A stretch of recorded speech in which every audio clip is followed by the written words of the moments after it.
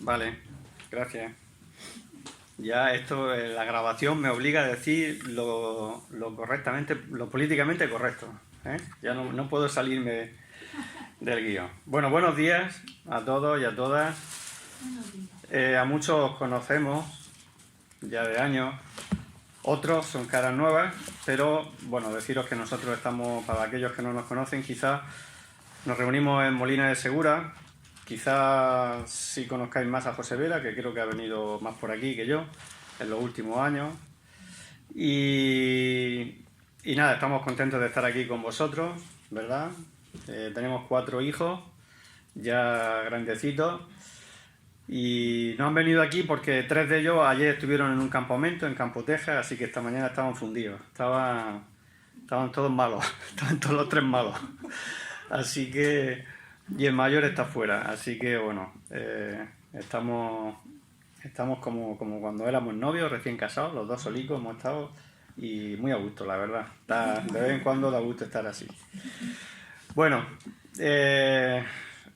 como decís también que, bueno, Freddy me dijo que estaba editando la primera carta de Pedro. También en Molina le estamos dando, qué casualidad, estamos ya por el capítulo 4. Y bueno, creo que es una carta interesante. Es una carta que habla mucho y menciona mucho el sufrimiento. El sufrimiento. Y es que la carta, ya en los primeros versículos, va dirigida a los cristianos que estaban expatriados fuera de su lugar, quizá por alguna persecución, y habían tenido que dejar su país de origen o su lugar. Pues bueno, pues la gente, como hoy día sigue ocurriendo en muchos países del mundo, donde hay conflictos, donde hay situaciones difíciles, la gente sale del país buscando un lugar mejor para donde se den unas condiciones normales de vida. Así que estos cristianos a los cuales va dirigida la carta ya eran personas que, bueno, habían sufrido por causa de su fe, y continuamente se repite durante la carta que habían sufrido y que era normal y que era una prueba de fe, una prueba de fuego, como por ejemplo dice en 4.12: no os sorprendáis del fuego de prueba que os ha sobrevenido como si alguna cosa extraña os aconteciese, sino gozaos, ¿no? Y habla también de que así como ellos han sufrido, pues también Cristo sufrió, ¿no? Y el cual no respondía mal por mal en medio de la prueba, en medio de la dificultad. La verdad que la vida, todos sabemos lo que es la vida, todos sufrimos en la vida. Aunque yo estaba pensando que a pesar de que muchas veces nos quejamos y nos gustaría que las cosas fueran mejor, y nos quejamos del gobierno y nos quejamos de muchas cosas, y es verdad, las cosas podrían hacerse muchísimo mejor y podrían ser muchísimo mejor. Todo el mundo quiere la felicidad, ¿verdad? Y sabemos que pues tenemos que enfrentarnos.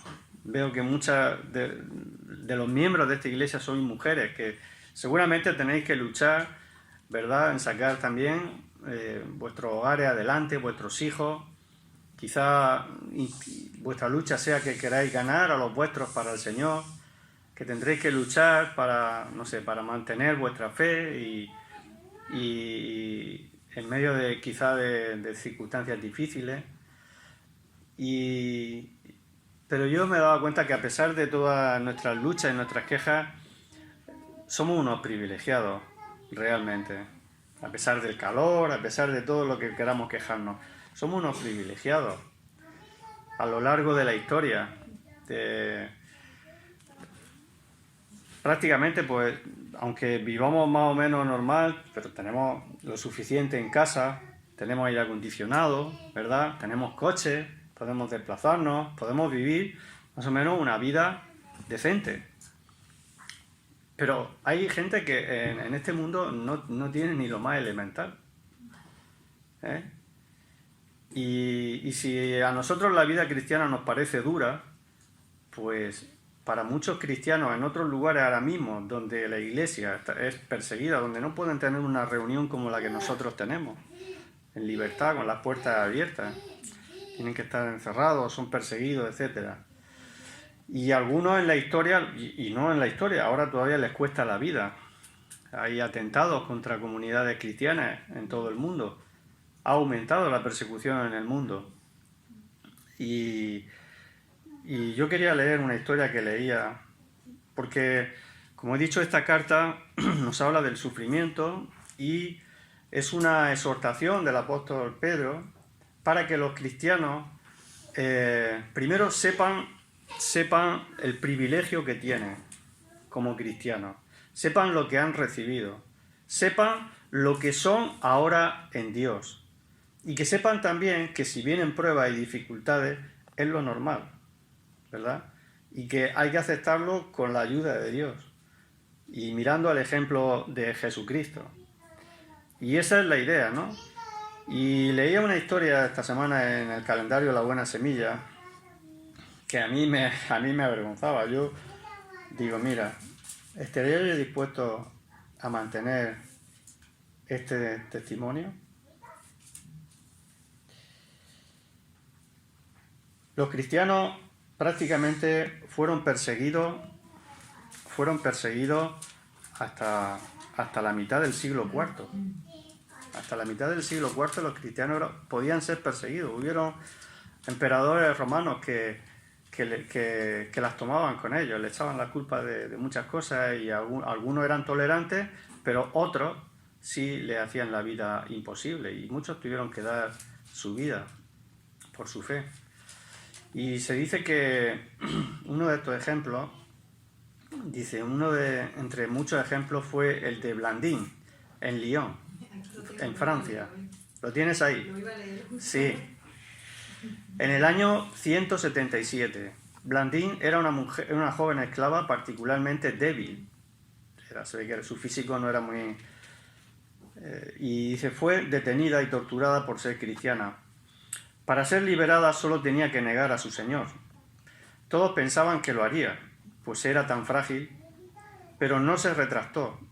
Por lo tanto, no se le ahorró ningún martirio.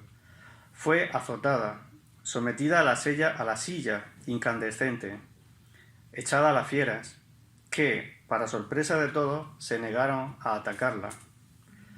Fue sacada de la arena y reservada para el último día de los juegos públicos. Ese día fue puesta en una red y entregada a un toro salvaje. Pero tuvieron que traspasarla con una lanza para quitarle la vida. Ella fue fiel hasta la muerte. Madre mía. Y nosotros nos quejamos. Podemos imaginar a sus verdugos regresando a sus casas por la noche. Ya lo habían conseguido. Habían matado a esa pobre muchacha que no había hecho nada malo. Lo único es que no quería negar a su Señor. Y fue fiel hasta la muerte, como dice en Apocalipsis 2:10. Podemos imaginar a los verdugos. Ya habían conseguido el objetivo, regresando a sus casas en la noche. Si estaban sobrios, tuvieron que sentirse miserables, avergonzados y admitir su derrota. Que habían derrotado a una joven, pero ellos habían sacado lo peor que llevaban dentro. Acababan de ver a una cristiana cuya fe había brillado de una manera extraordinaria. Su sacrificio impactaba más que muchos sermones. Así que estos son testimonios vivos, históricos, reales, que seguramente impactarán más que muchas predicaciones de las nuestras. Y esta carta habla de ello, ¿no? Y por tanto lo que se ve aquí a todo esto, ¿hasta qué hora tengo para predicar? ¿Hasta las 2:30, 3? Vale. Muy bien.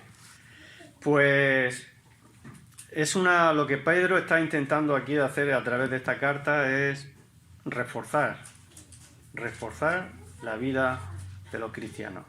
Es como ese alumno que está en una clase y, bueno, sabéis que hay alumnos que son brillantes y hay otros que necesitan refuerzo, porque están ahí en la cuerda floja, están cogidos con pinzas, como se suele decir. Necesitan unas clases de refuerzo para afirmar unos contenidos y que eso quede bien entrado para luego seguir avanzando. Y lo que Pedro está intentando en toda la carta es eso, es reforzar la fe de los creyentes. Es una afirmación de los valores cristianos. Y es una forma, también le está mostrando una forma de conducirse, una forma de conducta. Y en el versículo 13, que es donde nosotros vamos a empezar, el versículo 13 dice, por tanto. Es decir, ¿por tanto qué? Bueno, pues por tanto a todo lo que se ha dicho anteriormente, como consecuencia de todo lo dicho anteriormente, ahora así debéis de conduciros, ¿no? Así debéis de vivir. ¿Y qué es lo que, bueno, pues seguramente no sé quién fue el hermano que ha compartido los versículos anteriores, pero hay mucha información en todos los versículos anteriores, los versículos del 3 al 12, hay mucha información ahí metida. Hay una riqueza de revelación bíblica ahí para nosotros, en esos 12 primeros versículos. Y es muy importante que los creyentes seamos conscientes de la posición tan privilegiada que tenemos cuando Cristo realmente nos ha salvado y cuando Él ha obrado verdaderamente el milagro de la salvación en nuestras vidas. Es como el hijo que vive en una casa y lo tiene todo. ¿Y sabéis qué pasa? Que se acostumbra a lo bueno y ya no agradece. Como el hijo pródigo, ya lo tenía todo, pero estaba cansado de la casa del padre, ya no agradecía. Así que quería vivir su propia vida, ¿no? Y a veces, claro, llevamos tantos años en la iglesia y estamos tan acostumbrados, pero, pues bueno, tú mira cómo vive la gente sus vidas. Hoy día la gente malvive, los conflictos familiares internos de las personas, las adicciones, ¿verdad? La situación mental de la gente como está viviendo hoy día, etcétera, etcétera. Los cristianos, si vivimos unas vidas ordenadas como el Señor nos muestra y nos enseña, somos unos auténticos privilegiados. Y somos librados de muchos males. Que por contra, el mundo que no tiene estos valores son esclavos de sus propios errores. ¿Lo entendemos? Y la Biblia nos enseña cómo debemos de conducirnos. Y somos unos privilegiados. Y a veces lo olvidamos. Y es bueno que nosotros seamos conscientes de la posición tan privilegiada que tenemos cuando Cristo realmente nos ha salvado. Es como cuando uno tiene un tesoro en casa y no es consciente de ello y sigue viviendo como pobre aun teniendo el tesoro.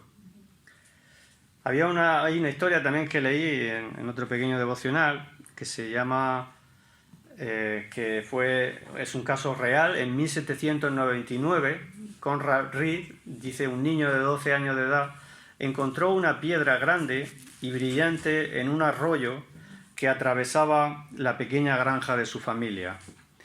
La llevó para mostrársela a su padre, un inmigrante pobre. Esto fue en los Estados Unidos antes de la fiebre del oro, ¿no? Y claro, eran los primeros colonos, así que, bueno, pues estaban allí en el río y de pronto encontraron una piedra grande. No sabían lo que era y se la enseñó a su padre. Y ellos no entendieran el potencial valor de la piedra y la usó para sostener la puerta de la casa. O sea, era un pedrusco que llamaba la atención, pero lo dejó para sostener la puerta, lo que hacemos muchas veces, ¿no? Le ponemos un tope a la puerta para que el aire no la cierre, ¿no? Pues de eso, esa era la utilidad de esa puerta, ¿no? Dice que así la usó para sostener la puerta durante años y esta familia pues pasaba andando al lado de ella. Dice, finalmente la piedra de Conrad en realidad era una masa de oro de casi 8 kilos. Captó la atención de un joyero local, así que poco después la familia Red se volvió rica y su propiedad se convirtió en el primer descubrimiento de oro más importante de los Estados Unidos. Eso sí que era un pedrusco, ¿verdad? De 8 kilos de oro. Así que no sabían lo que era, no sabían lo que tenían en casa y estaban viviendo como pobres y eran ricos sin saberlo. Y eso a veces a nosotros como cristianos nos puede parecer, cuando nos quejamos, cuando lo vemos todo gris, cuando nos fijamos en los demás, que nos gustaría tener lo que los demás tienen, ser como los demás, pues perdemos el norte y nos frustramos y no alcanzamos, ¿no? Así que todo lo que la Biblia nos enseña es para hacernos ver, y lo que en estos versículos anteriores el apóstol Pedro ha dicho, es que los cristianos hemos renacido para una esperanza viva, es decir, tenemos la seguridad de que hay vida más allá de esta vida. Para la mayoría de las personas su esperanza está en esta vida, y cuando se muera uno se acabó todo. Pero la Biblia nos asegura de que hay una esperanza viva. ¿Y cómo lo sabemos? Por la resurrección de Jesucristo, que es lo que nos menciona en el versículo 3. Eso lo cambia todo, la resurrección de Jesucristo. Él venció la muerte. Nadie ha hecho algo semejante. Nosotros no seguimos una religión más, sino que seguimos al Dios vivo y verdadero. Y esta es la victoria sobre la muerte, la verdadera victoria sobre la muerte. Muchas personas viven solo para disfrutar y retrasar al máximo la muerte. Es lo que viven la mayoría de las personas. Pero en realidad, con ese estilo de vida, muchos aceleran su propia muerte cuando viven solo para darle placer al cuerpo. Y también nos hablaba en estos versículos de que hay una herencia eterna, una herencia pura, una herencia limpia, no contaminada. Hoy día las herencias se suele decir que las carga el diablo. Y a veces las herencias traen muchos problemas, muchas historias, muchos conflictos, ¿verdad? Pero la Biblia nos dice que nosotros tenemos una herencia incorruptible, que no se marchita, que no está contaminada y que está reservada para nosotros en los cielos. Que somos también, nos dice en los versículos estos anteriores, que hemos sido guardados para Dios mediante el escudo de la fe, que es más precioso que el oro. Que esa fe es necesaria y que aunque a veces tenga que ser probada, tiene que ser probada, mejor dicho, para ver su verdadera autenticidad. Una fe preciosa que nos hace amar a alguien que no hemos visto con los ojos. Podemos amar y conocer a Jesucristo, aunque no lo hayamos visto con nuestros ojos. Podemos tener una relación personal con el Señor. Conocemos al Señor de la Escritura. Sabemos cómo es Él. Podemos conocer su persona, quién era realmente, su carácter moral. Sabemos y enamorarnos de su persona, aunque no lo hayamos visto con nuestros propios ojos. Por eso dice, a quien amáis sin haberle visto. Y podemos seguirle. Podemos seguir enamorándonos de su persona. Esta revelación de Jesucristo que nosotros hoy podemos encontrar en la Escritura no la tuvieron tan clara como nosotros, mirando todos los creyentes antes de Jesucristo. Pero nos dice Hebreos 1:1 que Dios, habiendo hablado de muchas maneras a nuestros padres por los profetas, en estos últimos tiempos nos ha hablado a través de su Hijo Jesucristo. Y que Él es el creador de todas las cosas, aquel mediante el cual todo fue hecho por medio de Él y para Él. Y esa revelación de quién era Jesucristo, Él era y es para nosotros. Es una información privilegiada que nosotros tenemos. Para mucha gente, Jesucristo, en la calle, Jesucristo es un auténtico desconocido. No hace mucho hicieron una encuesta para la gente quién eran las personas más influyentes, más importantes del mundo. Y creo que Jesucristo andaba allá en esa lista por el orden número 100, más o menos. Eso según el valor de la gente, ¿verdad? Cuán equivocado está. Jesucristo es un auténtico desconocido para muchas personas y no saben lo que se están perdiendo. Como Jesús le dijo a la mujer samaritana, si supieras quién es el que te está hablando y quién es el que te dice dame de beber, tu vida cambiaría, sin lugar a dudas. Y esa información es una de las cosas más importantes, Es una información privilegiada que tenemos los creyentes. Uno de los valores más importantes del mundo, el del mundo de los hombres hoy día, hay muchas cosas que tienen valor. Hoy día una de las cosas que más valen pues es la luz, ¿verdad? El gasoil, ¿eh? Dice que le dijo una mujer a su marido: anda, cariño, ¿por qué no me lleva a un sitio caro? Y el marido la llevó a una gasolinera. Así que hay cosas de mucho valor, ¿no? El oro que está por las nubes, etcétera, ¿no? Y hay cosas que tienen mucho valor. Pero una de las cosas que las grandes empresas y gobiernos y regímenes políticos han intentado siempre tener en su poder ha sido la información. Hoy día lo que más valor tiene es la información. Porque quien tiene la información tiene el poder. Es el que controla todo. Y hoy día, por eso las grandes empresas comparten y venden información y hoy día saben todo o casi todo de nosotros.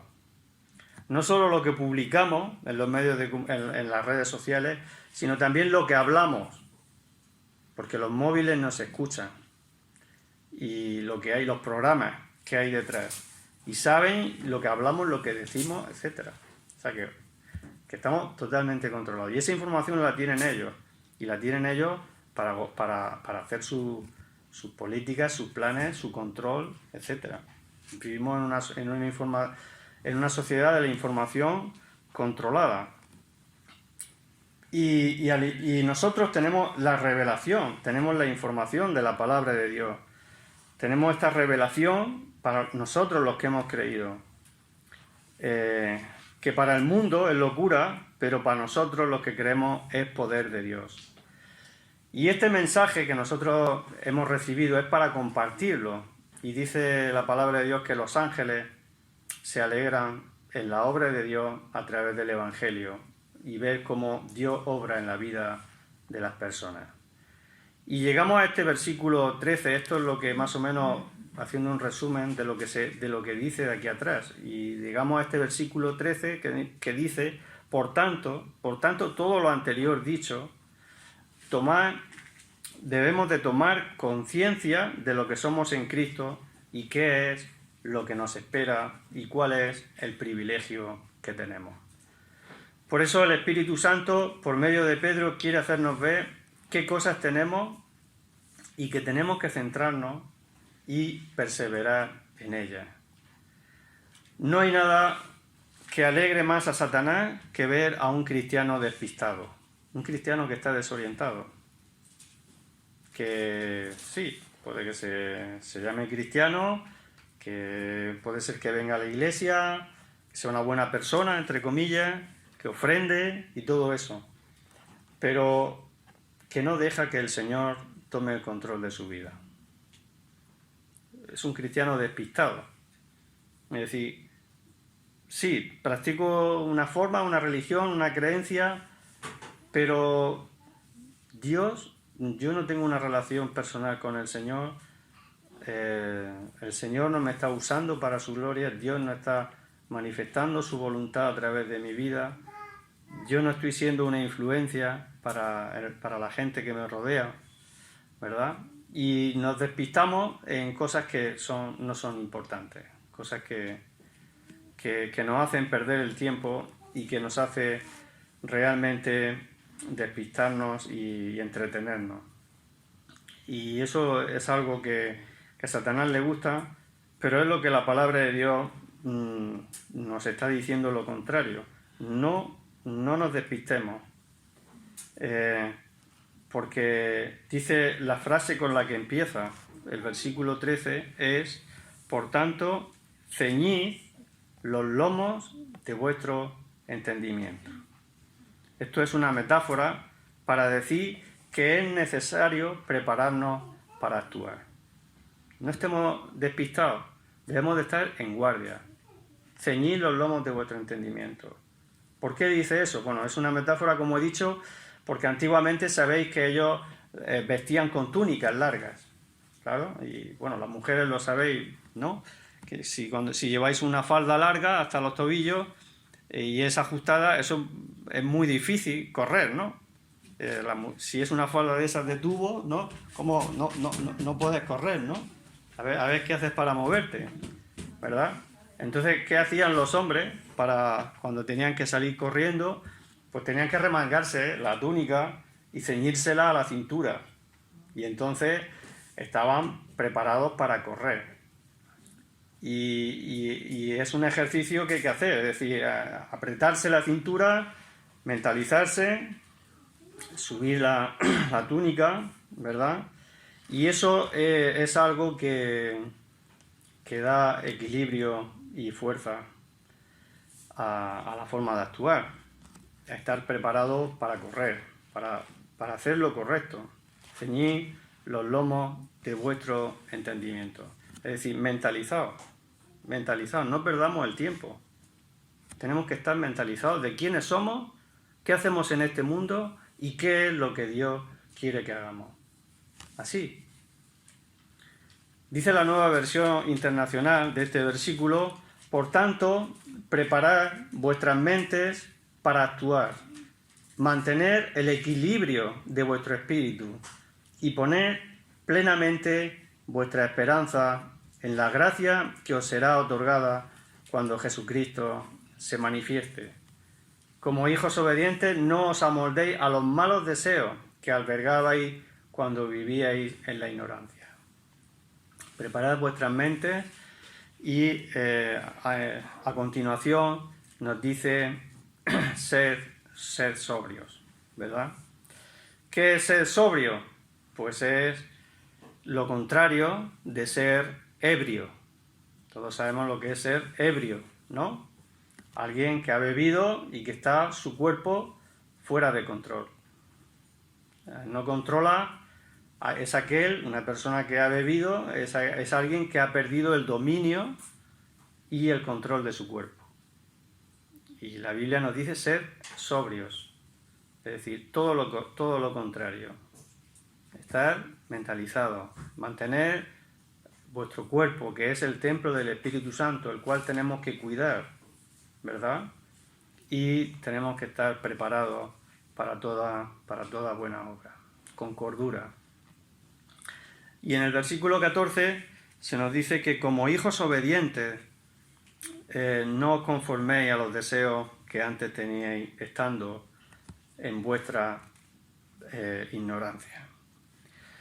Si antes éramos por naturaleza, nos dice la Biblia que éramos hijos de desobediencia, lo mismo que los demás, nos dice la Biblia en Efesios.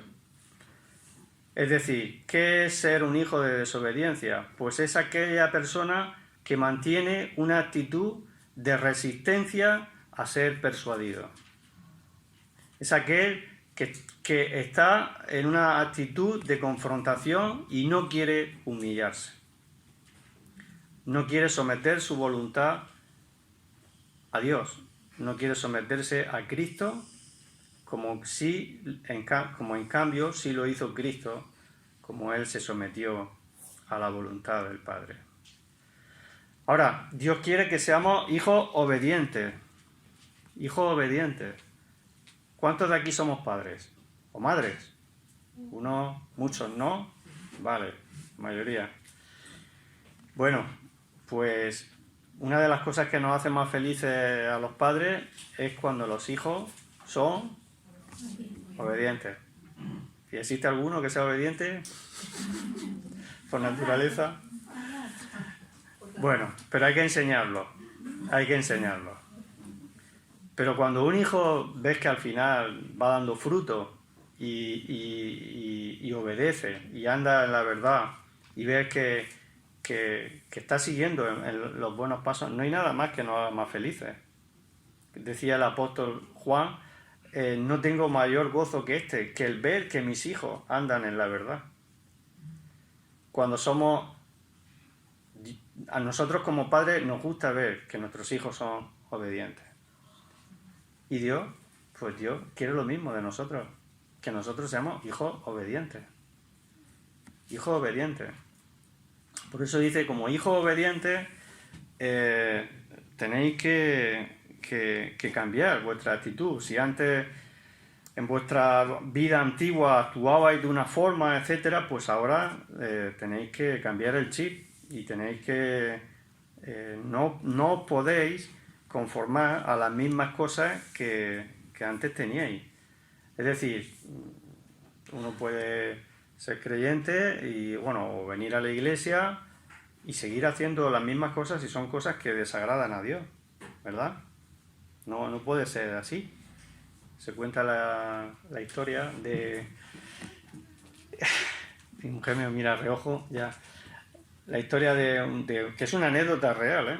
Es una anécdota real en una iglesia de Andalucía, una iglesia de gitanicos, y entonces son muy majos, hay muchos que son muy majos, ¿no?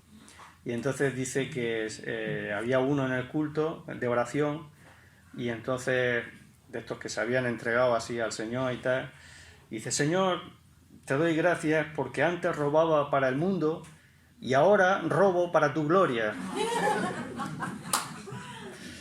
Es una historia real, ¿eh? No podemos seguir haciendo lo que estábamos haciendo antes, no puede ser. No podemos darle la vuelta y adaptarlo a nuestro cristianismo. Somos nosotros los que tenemos que cambiar.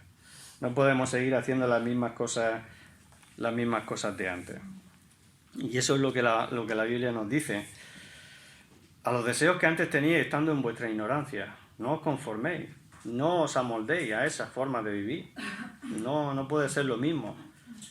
Tenemos que saber cuál es la voluntad de Dios y actuar en base a ello. No podemos seguir actuando conforme a la corriente, conforme a lo que nos rodea, que sabemos que la mayoría de las cosas son contrarias a la voluntad de Dios. No os adoptéis a la forma del mundo, a los mismos deseos que antes teníais.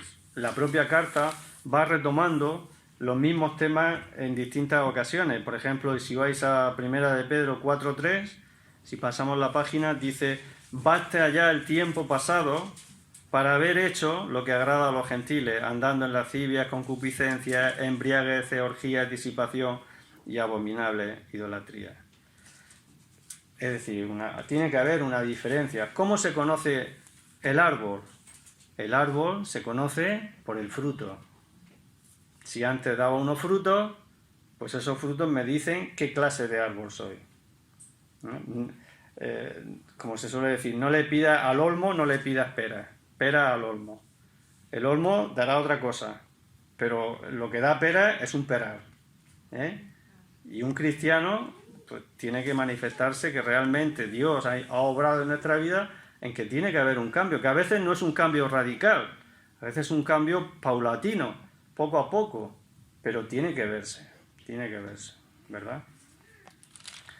Y esa es la forma en la que Dios nos va a juzgar, no por lo que vengamos a decir aquí en la iglesia, o lo que queramos decir por ahí en la calle.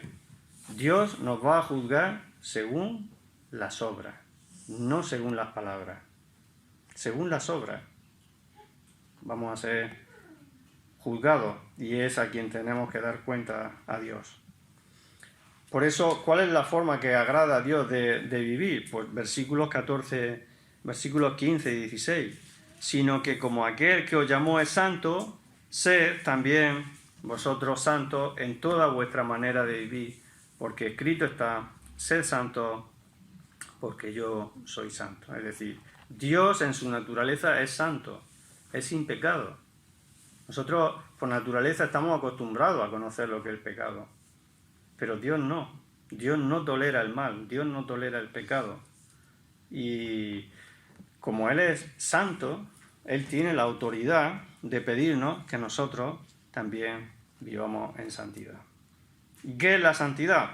Estar todo el día así con cara, ¿verdad? Con cara pálida y cara angelical y...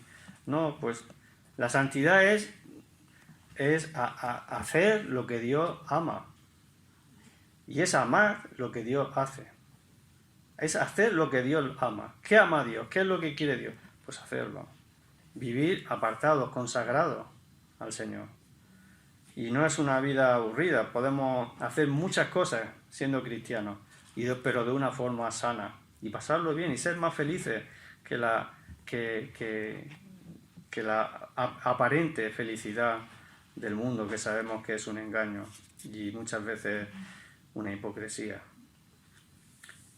Dice la Nueva Versión Internacional, sino que así como es santo el que os llamó, imitadle vosotros en la santidad, en todo lo que hagáis, pues está escrito: ser santo porque yo soy santo. La vida santa es aquella que agrada a Dios, es amar, como he dicho, lo que Dios hace y hacer lo que Dios ama. Y esto no es solo para cuando venimos a la iglesia, sino dice el versículo: en toda vuestra manera de vivir. En toda vuestra manera de vivir.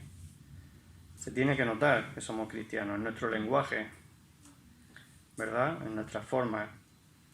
Y eso es lo que Dios espera. Y ese es nuestro testimonio, que se note la diferencia, ¿verdad? De que somos distintos, no porque somos mejores que nadie, ni nada de eso, sino porque el Señor nos está verdaderamente transformando. Y por lo tanto, si vivimos esa clase de vida, dice el versículo 17, y si invocáis por Padre a aquel que sin acepción de personas juzga según la obra de cada uno, conducíos en temor todo el tiempo de vuestra peregrinación. Si invocáis por Padre, ¿verdad? Esto nos habla de una relación cercana. Yo no puedo llamar padre al vecino de enfrente, o al del piso de arriba, no, yo llamo padre a mi padre, a alguien que es cercano a mí, de quien yo defiendo. Y esto nos habla de una relación cercana. Ninguna religión menciona a Dios así, como nuestro Padre.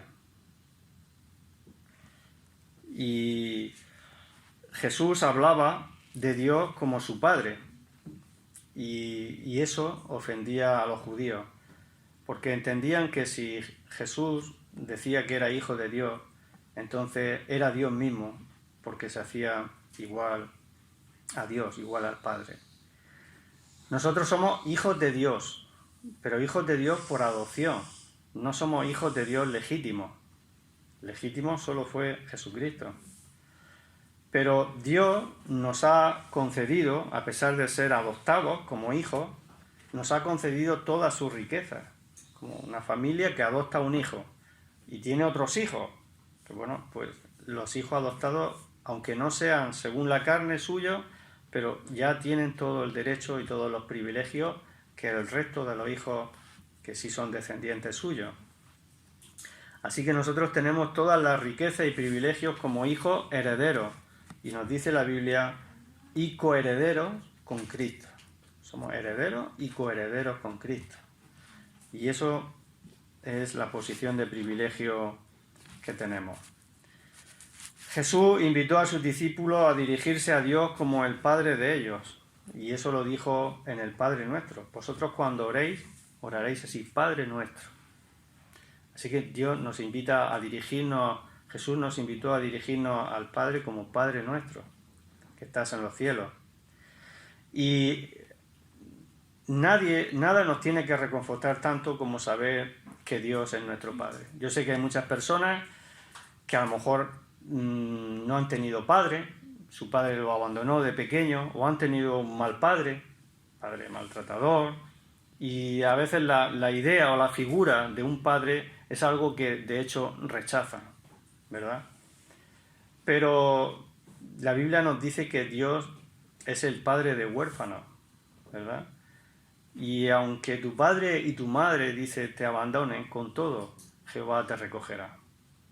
Aunque hayas tenido una mala experiencia de tus familiares, de aquellos que te engendraron y te trajeron a este mundo, Dios puede ser un padre que llene tu corazón. Y puedes sentirte como un hijo amado y cercano. Y puedes tener una relación personal con tu Padre que está en los cielos, ¿verdad? Y esto es un auténtico privilegio. Puede ser que seamos privados de nuestros padres aquí en la tierra, pero hay un Dios eterno en los cielos que nunca podemos perder nuestra relación. Si no queremos nosotros, nunca podemos perder nuestra relación con Él. Así que esto nos tiene que reconfortar, saber que Dios es nuestro Padre. Y nada nos tiene que aliviar tanto como saber que el diablo ya no es nuestro Padre. Porque Jesús le dijo a los judíos con los cuales se enfrentaba que vosotros sois de vuestro padre el diablo y las obras de vuestro padre hacéis. Así que el que Dios, aquella persona que Dios no es su padre, pues la Biblia nos dice quién es su padre. Porque por los árboles, por los frutos, como he dicho antes, se conoce el árbol. Y siempre se ha dicho que de tal palo tal astilla. Así que, ¿con cuál de los dos padres me identifico más según mis obras? ¿A quién me parezco más? ¿A quién me parezco más según las obras? ¿Verdad? Y dice que el texto, que si invocáis por Padre aquel que sin acepción de persona juzga según la obra de cada uno. Hacer acepción, dice la Biblia, dice continuamente, en varias ocasiones, que Dios no hace acepción de personas. Es decir, el significado de acepción es cuando a una persona toma preferencia sin una razón que lo justifique por una persona o varias entre otras. Es decir, es aquel que como se suele decir, el enchufado de toda la vida, ¿verdad? Es decir, tú me caes bien, pues a ti sí. Tú me caes mal, pues tú no, ¿verdad? O tú me das un dinero, tú sí. Aquel que no me da un dinero, pues no. Las personas obramos así, bajo soborno o bajo preferencia. Y entonces hacemos distinciones de personas, según nos caigan mejor o nos caigan peor. O nos aporten algún beneficio o no. Somos así, discriminamos. O por el color de la piel o por lo que sea, ¿no? Pero Dios dice que Dios no hace acepción de personas. Dios no hace diferencia de personas. Dice la Biblia que el hombre mira lo que está delante de sus ojos, pero Dios mira a él el corazón. Dios ve lo que hay dentro de las personas. No mira la apariencia, lo externo, ¿verdad? Así que Dios juzga sin acepción de personas. Dios juzga según la obra de cada uno, sin diferencia entre las personas. Y ya nos gustaría que la justicia de los hombres aquí en este mundo, fuera sin acepción de personas. Porque todos conocemos casos que depende de quién seas, así te van a juzgar. Van a hacer la vista gorda, etc. Si eres un don nadie, que sepas que el peso de toda la justicia va a caer sobre ti. Y vas a pagar hasta el último céntimo.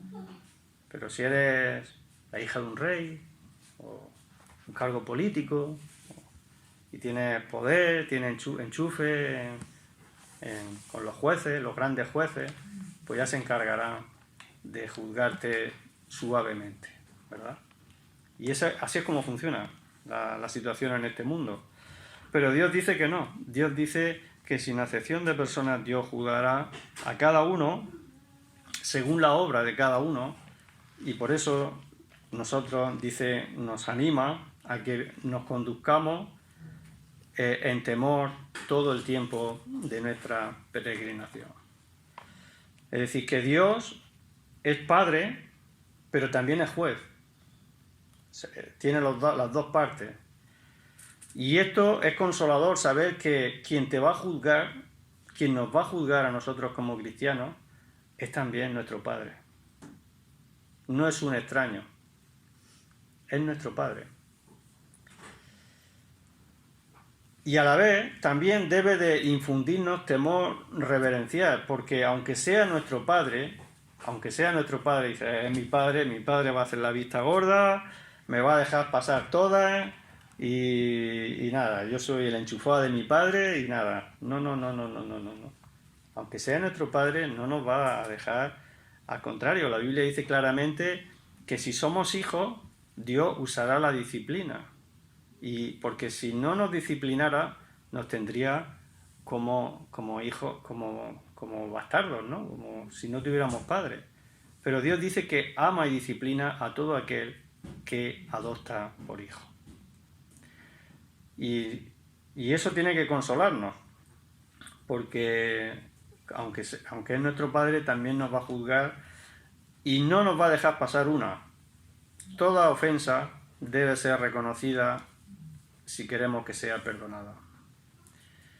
Muchos personajes de la Biblia, a quienes Dios llamó y bendijo, ¿verdad?, fueron a la vez reprendidos cuando hicieron algo que no estuvo bien. ¿Recordáis algún personaje? David. ¿Quién? David. David, alguno más, que fueron reprendidos por Dios, a pesar de que vivían muy cerca de Dios y eran siervos de Dios, ¿verdad? El propio Moisés, que una vez perdió los nervios y pues Dios lo tuvo que reprender también, o Abraham también, y muchos grandes, y estoy hablando de las grandes figuras de la Biblia, sin embargo tuvieron que ser reprendidos. Es decir, que Dios no hace la vista gorda, como nosotros podemos hacer. Por eso la Biblia nos exhorta a no relajarnos, sino a conducirnos en temor reverencial todo el tiempo de nuestro viaje aquí en la tierra. Todo el tiempo, dice, de vuestra peregrinación. ¿Y quién es un peregrino? Bueno, pues es alguien que está de paso. A veces los cristianos queremos estar de turistas por la vida, haciendo turismo. Todo guay, pasándolo bien, para los selfies, y redes sociales, todo muy bonito, tal. Turismo, vale, está muy bien, es necesario descansar, ahora vienen días de vacaciones. Pero la Biblia no dice que somos turistas, somos peregrinos. Es decir, peregrino es alguien, el peregrinaje indica el estado legal de una persona que reside temporalmente en un país, pero que no es el suyo propio. Es decir, somos peregrinos, estamos de paso en este mundo. No estamos aquí para siempre. No estamos aquí para echar cimientos. Todos vamos a pasar, todo el mundo pasa. Todo el mundo pasa.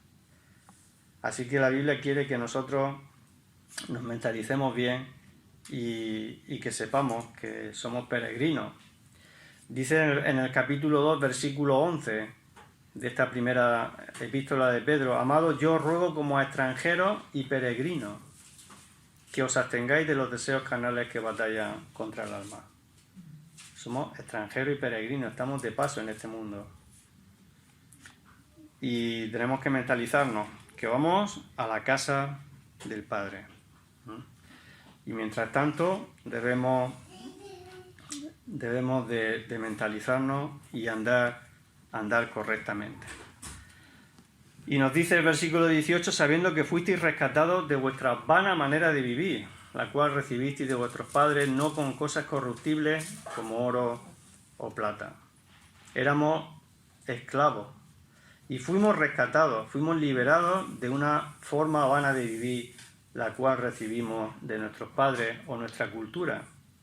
Y aquí se está refiriendo, no es que lo que nuestros padres nos enseñaron fuera todo malo o inútil o no sirvieran, no. Cada familia tiene su forma y sus cosas, y hay cosas que son muy útiles y muy necesarias y que no debemos de olvidar.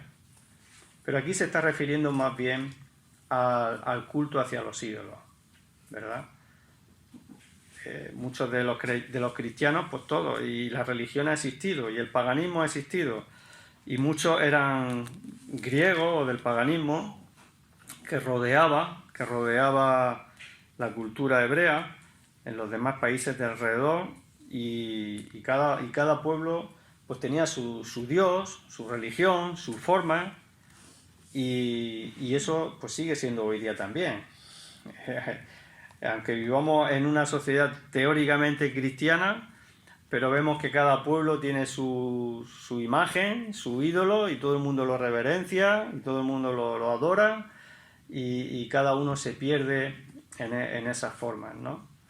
Y dice la Biblia que que fuimos rescatados de esa vana manera de vivir. No con cosas corruptibles como oro o la plata, sino, dice el versículo 19, con la sangre preciosa de Cristo.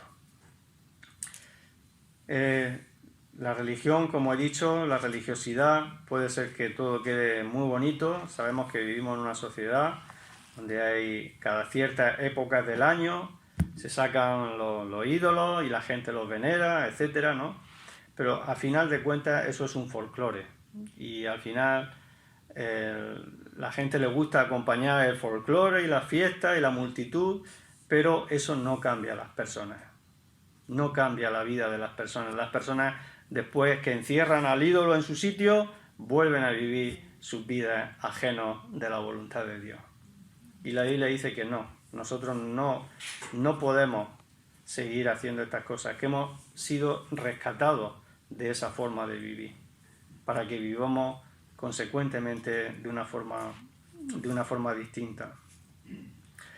Ni el oro, tampoco, ni la plata, ni sacrificio pueden comprar el cielo, algo que la religión sí tristemente lo ha enseñado. Hemos sido rescatados, dice, no con cosas corruptibles como oro y plata.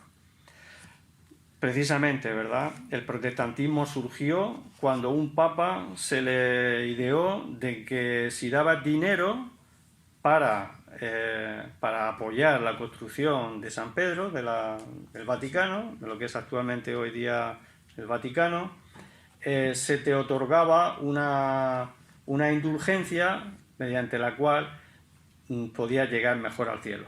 Es decir, si tú dabas dinero, te ganabas el cielo, un trocito de cielo, ¿no? Y claro, eso fue lo que Lutero, siendo católico, al leer la Escritura se dio cuenta que aquello no tenía coherencia. Con lo que enseñaba la doctrina católica estaba totalmente fuera de lo que enseñaba el Nuevo Testamento. Así que él tuvo sus luchas y se daba cuenta de que eso era contrario a la voluntad de Dios. Y gracias a Dios de que han habido personas que han amado la verdad y no se han dejado corromper, ¿verdad?, con el oro de este mundo. Y han menospreciado sus vidas por la verdad del Evangelio. Y nosotros somos beneficiarios de ello. Hemos sido rescatados no con cosas corruptibles que corrompen, como el oro y la plata. Todos estamos cansados de ver cómo el oro, el dinero, el poder corrompe a las personas en nuestra sociedad. Vivimos en una sociedad corrompida y cada vez hay más corrupción. Y todo se hace por dinero. Nosotros hemos sido rescatados, dice la Biblia, con la sangre preciosa de Cristo. El valor de su vida. Jesucristo nos entregó su vida. La Biblia dice que la vida está en la sangre. La vida en la sangre está. Así que Él entregó su vida, derramó su sangre, ¿verdad? Como un cordero sin mancha, derramó su sangre para salvar a todos los que creen en Él. Él era un cordero sin mancha ni contaminación, lo cual eso nos quiere decir que Jesús era íntegro y perfecto en su carácter moral. Así era Jesús. Él era sin pecado. Por ello, al ser sin pecado, su sacrificio sí nos salva. No nos puede salvar nadie en este mundo, porque todas las personas somos pecadoras, nadie nos puede salvar. Pero Jesús sí, era sin pecado. Así que el valor de su sacrificio sí tiene poder para salvarnos. Solo a través de la sangre de Cristo, solo a través de su sangre, Dios nos ve sin pecado. Aunque seamos pecadores, pero Dios ya no nos ve por lo que somos, sino que nos ve a través de la sangre de Cristo, que era sin pecado. Y es su sangre la que nos salva, porque Jesús, Él realmente agradó a Dios. Y era un cordero, dice el versículo 20, destinado desde antes de la fundación del mundo, pero manifestado en los postreros tiempos por amor de vosotros. es decir, destinado. Era un cordero conocido de antemano, ya estaba preparado. Es decir, toda persona que ha leído algo la Biblia sabe que la existencia de Jesucristo no empezó en el pesebre de Belén, no empezó ahí. Todo el mundo, cualquier persona que haya leído un poco la Biblia, sabe que Jesús era anterior a todo eso, que ya incluso hubieron lo que se llamaban teofanías, previas apariciones de Jesús en el Antiguo Testamento. Muchas veces se aparecía como el ángel de Jehová en distintos lugares. Y el propio Jesús dijo en San Juan 17:5 que él pedía al Padre, ¿verdad?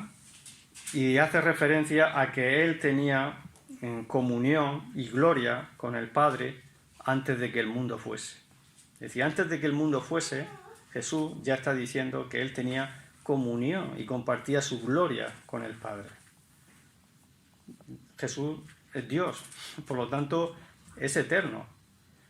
Y lo único en el plan de la línea del tiempo, Dios, cuando llegó el momento, envió a su Hijo. Pero ya estaba en el plan de la salvación. En el plan de la salvación, en la mente de Dios, estaba preparado de que Dios iba a enviar a su Hijo en semejanza de hombre, ¿verdad?, para redimir a todos aquellos que habrían de creer en Él. Y que Él, ya incluso en el propio Génesis, cuando el hombre Adán y Eva cayeron y pecaron, ¿verdad?, ya estaba allí en el propio Génesis, ya se nos dice, y Dios hizo la promesa a Eva, Adán y Eva, de que de la descendencia de la mujer nacería uno que vendría y que aplastaría a Satanás y lo vencería. Y ese fue Jesucristo, nuestro amado Salvador, que venció al Satanás en la cruz de Calvario. Dios preparó la solución antes del problema, antes de que el problema surgiera. No le pilló por sorpresa la caída de Adán y Eva. Él conocía de antemano lo que iba a ocurrir, pero Dios siempre proveyó y preparó de una forma u otra la forma en la que los hombres podían volver a acercarse a Dios. En el huerto del Edén vemos a Adán y a Eva compartiendo con Dios, teniendo comunión con Él. Desobedecen, pecan, se pierde la comunión con Dios. Y luego Dios establece una forma en la cual los hombres pueden acercarse de nuevo a Dios. Antes, en el Antiguo Testamento, era a través de sacrificios, pero ya sabemos que a partir de Jesucristo Él es el sacrificio único y que con un solo sacrificio, dice la Biblia, hizo perfectos para siempre a los santificados.